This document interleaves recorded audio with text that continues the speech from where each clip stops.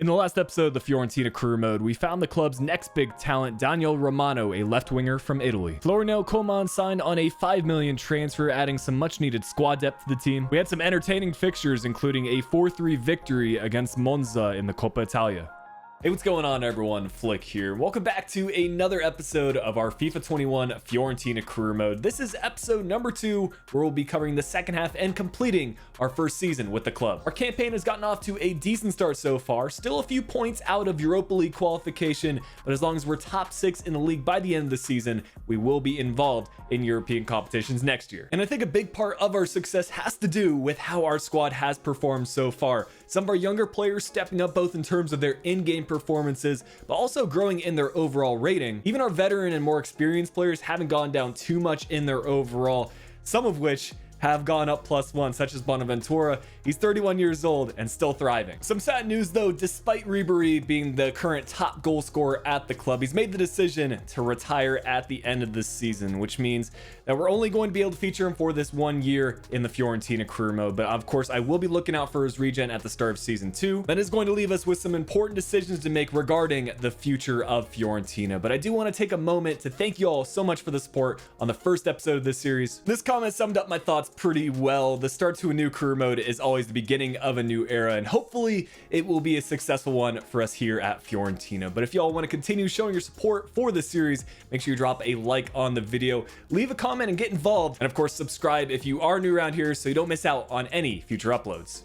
Speaking of decisions, I posed a question at the end of episode 1 as to which player we should look to sign on a pre-contract deal. I'll admit it was pretty close. David Luiz received a good number of votes, but Juan Mata was the winner between the YouTube comments as well as the comments over on Instagram. So we'll be looking to sign the Manchester United man on a pre-contract deal. I feel like there's not too much leeway on the terms of this contract. You pretty much just have to agree to what the player wants. So we ended up on a crucial squad role for Mata to a 2-year deal worth 70 grand a week. I'm not sure if he's actually going to be playing a crucial role for us, but it was the only way for me to get this deal done. And when he actually arrives next season, we can see how he plays and where he might factor into the squad. But as we push on and look to qualify for Europa League next season, it's crucial that we spend some cash in this January transfer window. We have 35.7 million to work with.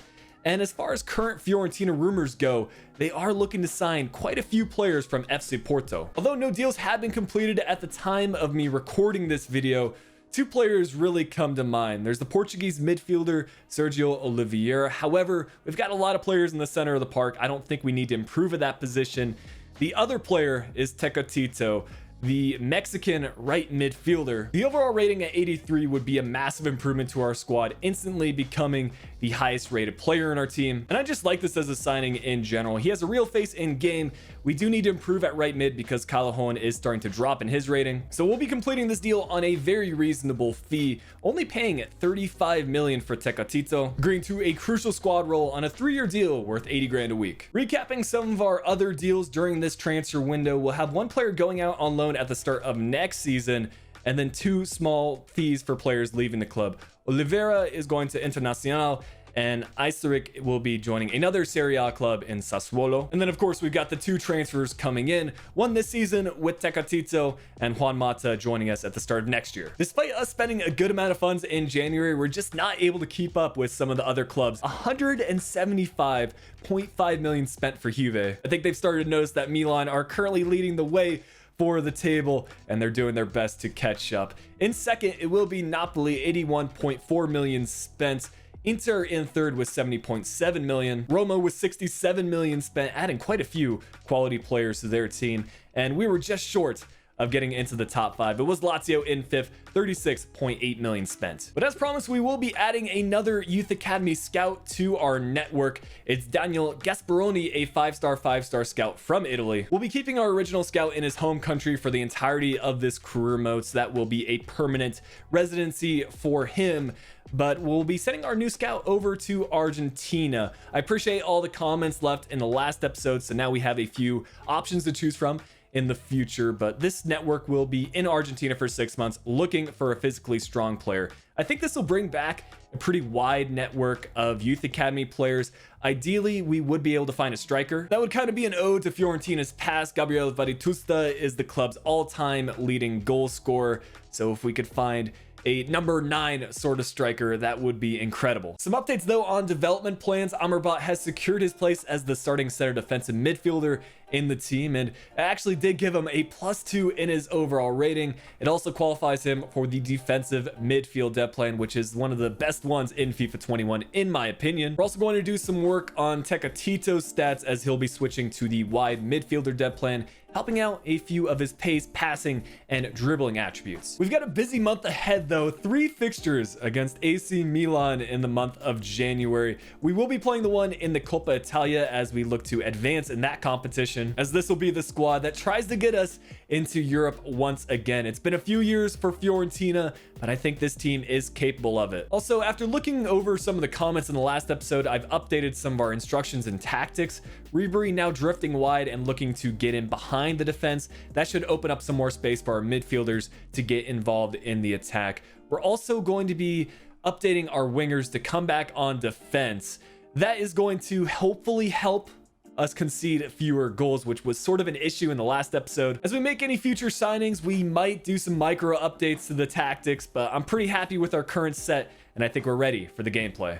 Surprisingly, there haven't been any modifications to Milan's starting 11, but when you're sitting first in the league, I suppose there's not too much need for changes. They're using the ever versatile 4-2-3-1 formation, and this will be a good test for our wingers to try out those new comeback on defense tactics. I also very much look forward to this match, as the San Siro is the only real Italian stadium in FIFA 21, so fixtures against AC Milan and Inter will definitely get featured more often. But as we get things underway, it's the ex-Milan player Bonaventura who creates our first chance, trying to replicate another chip shot effort to the far post. Not quite working out there, as again, as we approach the halftime break, the refs have just not been on our side, not letting play go on despite Vlahovic looking through on goal. In the second half, it was a different Milan squad, and we're going to start noticing some of their good build-up play.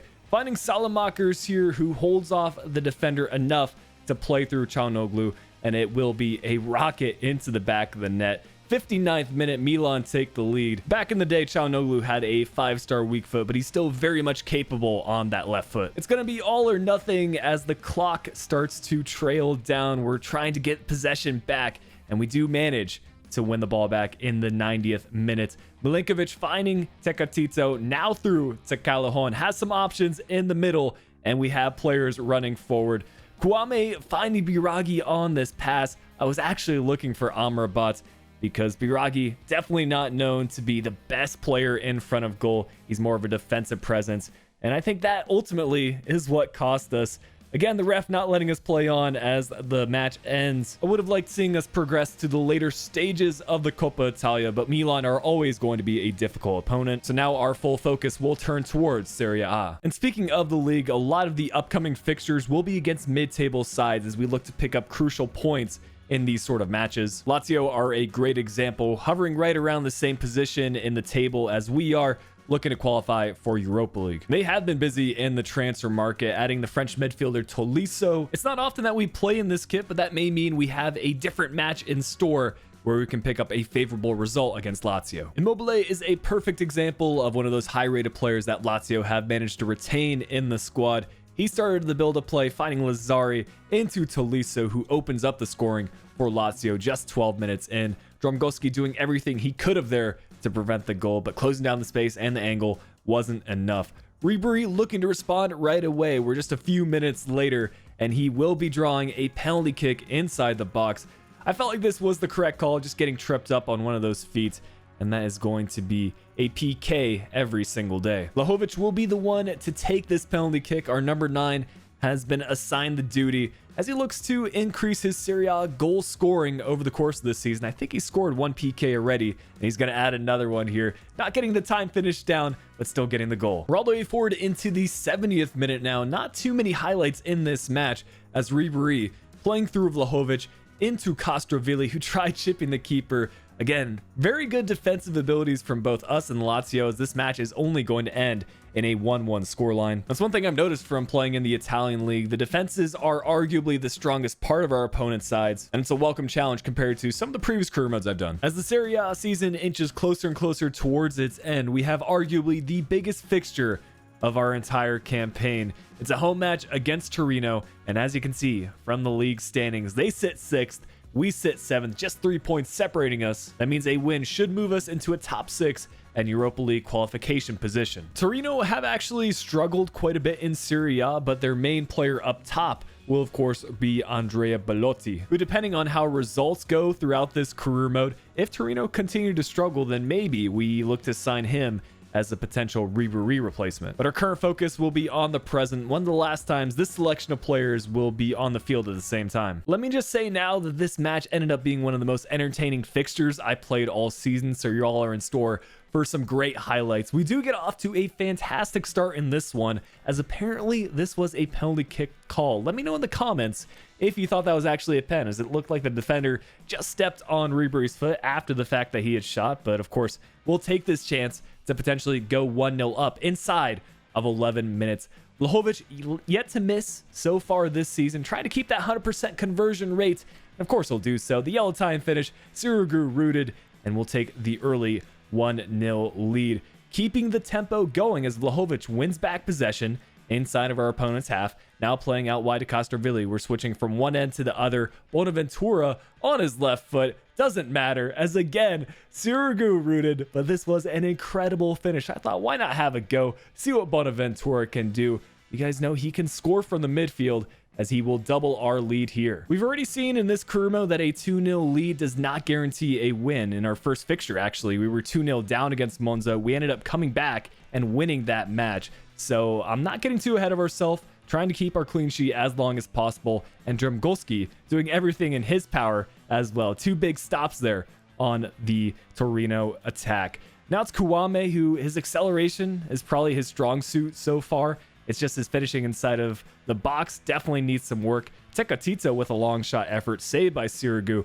As we get into the second half, this is where Torino start warming up. It's Eggestein, who I assume is a transfer for them. He'll be getting a goal from the midfield, and he was heavily involved in that build-up play.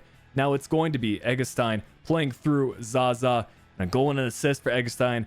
The Italian striker getting on the score sheet, and all of a sudden, drawing things level. Considering how many matches are left in the Serie A season, a draw would not be the best result for us. A win would do so much more, as it's Tecatito using some of that pace, looking for the option, and it is Kouame who made up for his earlier miss. This was a perfectly slotted effort to the far post, and this is what I'm hoping will be the start to a very successful career for him. You guys have been saying in the comments that you want to see him feature more often. I've been listening, and starting him in the occasional match like this one, I would even argue that he deserved man of the match for that crucial deciding goal. And now we'll see if he can continue this form. With just one fixture remaining in this season's competition, barring a big result and a big loss for Napoli, we'll be finishing 5th in the table. And this was largely because of an unbeaten streak towards the end of the season. We were simulating a good number of matches, and we just kept on picking up wins. I think that's anywhere between 5 to 8 fixtures in a row where we were unbeaten, just one draw included in that as well. To make matters a little bit better, Benevento are sitting bottom of the table, so everything should be looking towards continuing that unbeaten streak. With this also being Ribery's last match, I would like to end off his career with a victory. Maybe he can add another goal to his incredible tally that he's accumulated over his career. Playing for a total of 7 clubs, I think his spell here at Fiorentina has been fairly successful, especially in this career mode. We'll be creating chances right from the get-go. Kouame, plenty of space in front of him. Again, the finishing is the letdown, and he will pick up an injury just 22 minutes into this match. Fortunately, we have plenty of capable strikers. Coleman can play there, as well as Corcoran, who is 78 rated. And with this being a 3-month injury for Kouame, we might see more of Corcoran in Season 2. Hopefully the changes to our strikers won't make too much of an impact on the match. Vlahovic nearly opening up the scoreline, his effort going just over the crossbar. This is a big-time block from Milenkovic, getting in front of the ball and helping Drumgolski out a little bit, because it's usually him that we need to rely on to keep the clean sheet. It's Corcoran who scores on his first chance. This is maybe his 5th or 6th match that I've actually featured him for the gameplay, often coming on as a late substitute. He makes the most of his opportunity and proving to me why we should be starting him more. It's certainly not too early to start thinking about potential transfers, and we have a number of different options here. at Fiorentina. Great effort there from Tecatito as we tried to get him on the score sheet as well. I consider him more of an impact player. He contributes a lot of assists, especially on simulation, so I'm not too concerned if he's not scoring goals. I'm still very much happy with the signing. This is a well-taken effort, though, from Capari to get the equalizer, 70 minutes. So all of a sudden, Benevento making this a match as we play through Costavili into Colquhoun. Should have done better with the chance. Even the rebound effort came to us a couple of times. We couldn't find the back of the net, though. It's going to be Bonaventura playing through Ribery, and look at this for a shot. The 5-star weak foot is probably my favorite thing about Ribery's stats. And if this is the last goal he scores at Fiorentina, what a time to get it. The sheer power behind this effort, the fact the keeper's rooted to the spot, and this perfect instant replay. It's a great send-off for Ribery as we do manage to hang on to all 3 points today. Of course, our league position was never going to move around too much, but the storyline of giving Ribery the proper farewell is what I was looking for. We're going to now get into the end of season recap, talking all about how Serie A ended, who some of the top goal scorers were, and what season 2 might look like in the save. It was a really interesting race for the Serie A title this season, but Milan came out in front, Juve in second with 84 points, Inter in third with 83, and we finished just outside of the top 4 as it was Napoli that were 3 points ahead of us with 77. All in all, I am proud of the campaign we put forth in our first season. We just had that great run of form on simulations and have started to figure out our gameplay in game a bit more. As far as the bottom 3 clubs, it won't matter for this career mode because unfortunately Serie B is not available in FIFA 21, but it was Crotone, Spezia, and Benevento that finish in last. A season to remember for Ribery and a great send-off to his career with that last-minute goal in our match against Benevento. 14 goals for him across 39 appearances. Vlahovic and Bonaventura also in the double digits with 12 goals and 11 goals respectively. And again, it's our man from the midfield leading the way in assists. Bonaventura, 14 assists from 39 appearances. Really good numbers there. And also a solid outing from Tecatito. Despite only featuring for half of the season, he still managed 6 assists. So it'll be really interesting to see what he can do with a full season with us here at Fiorentina. Vlahovic also on 6 assists. And it was our homegrown talent who saw the top growth in our squad. +4 while he was out on loan at Besiktas. I think we will be bringing him into the first team next season as more of a substitute role. We'll cover some of the top statistics in Serie A. Despite getting older, Cristiano Ronaldo was still the top goal scorer, 30 goals from 38 appearances, kind of replicating what he did in Serie A this season as the top goal scorer. We did have the one appearance in the top 15 though, Ribery with 14 goals from 37. It looks like most of Bonaventura's assists did come from Serie A. 13 assists from 37 matches. Really proud of that outing, as we also had Tecatito featuring in the top 15, 6 assists from 18. And as the season progressed, we started to figure things out defensively. Dromgoski was tied for the most clean sheets in the league, 19 clean sheets from 38 appearances. We had a relatively early exit in the Coppa Italia, albeit losing out to the Serie A winners in Milan. Roma won the competition over Inter in the final 2-1. FC Bayern winning Champions League over Real Madrid. A dominant performance with a 3-0 victory in the final. PSG winning the Europa League in an all-French final against Lille. Well, we set up a scouting network in Argentina hoping for some good results. It's not a striker, but it is a very talented player, one of the highest valued players that I found through youth scouting, 3.1 million. Of course, he'll be added straight into our youth academy as we take a look at Fernando Segura, a center defensive mid, 17 years old, and a 67 overall. I'm really hoping that potential at 77 to 94 stays and it doesn't start to drop, but we'll be promoting him at the start of season 2, probably sending him out on loan so he gets a nice boost to his rating. And then I'll take your input on board. Should he stay as a center defensive midfielder, or should he act as another position here at Fiorentina? But as we review the entire squad statistics, we need to start making some plans for season 2. We had a lot of players out on loan this year. They'll be returning to the club for the next episode, so squad depth shouldn't be an issue. But of course, with us being in another competition in Europa League, we'll be looking to improve the squad. Board objectives wise, we're in an alright shape for our manager rating, so no problems there. Youth development, we met half of these objectives, had that streak of 14 matches without defeat at the end of the season, which is absolutely incredible. Not too far off on the long-term objective either. With the arrival of Juan Mata next season, we might be able to meet that objective. Finances, We signed the 4 players. We spent most of our transfer budget, but apparently it wasn't enough. Domestically, meeting both of these, reaching the round of 16 of the Coppa Italia, finishing in a Europa League spot, which is going to be quite the competition for season 2. I want to give a big thanks to channel members for helping support what we do here on YouTube. If you ever want to learn more about the membership program, you can click the join button right underneath the video. You get access to emotes as well as shoutouts at the end of the video and some behind the scene updates, which you can unlock via Discord roles. But as we take a look at the Fiorentina squad, of course, we're going to have some departures like Ribery, so I have modified the team sheet accordingly. And I previewed this, but more departures will be on the way to reflect some realism in the save. I'm going to give you 3 different player options. One of these players will be leaving at the start of season 2, starting with Chiesa. He's out on loan for 2 years to Juve, but his market value is right around the fee that Juve agreed upon. So I think recalling him from loan and then transfer listing him might not be a bad shout. That's going to be option number 1.